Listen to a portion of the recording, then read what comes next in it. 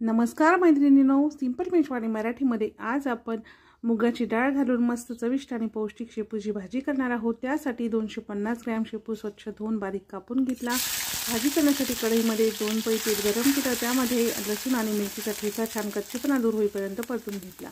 त्यानंतर यामध्ये अर्धा छोटा चमचा हळद घालून मिक्स करायचं आहे। यामध्ये मिरची भरपूर वापरली म्हणून मी लाल तिखट नाही घालणार आहे। बारीक कापलेला शेपू घालून 2 मिनिटे छान असं परतून घ्यायचं। 2 मिनिटे शेपू छान परतून असा घेतला। आता इथे मी 1 वाटी भिजवलेली मुगाची डाळ घेतली आहे। आता या भाजीमध्ये चवीनुसार मीठ टाकायचं। दुसरे कुठलेही मसाले या भाजीमध्ये टाकायचे नाहीत। अगदी साधी सोपी भाजी आपण करणार आहोत।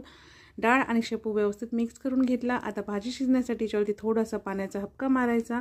मीडियम गॅसवर एक 5 ते 6 मिनिटे भाजी शिजवून घ्यायची।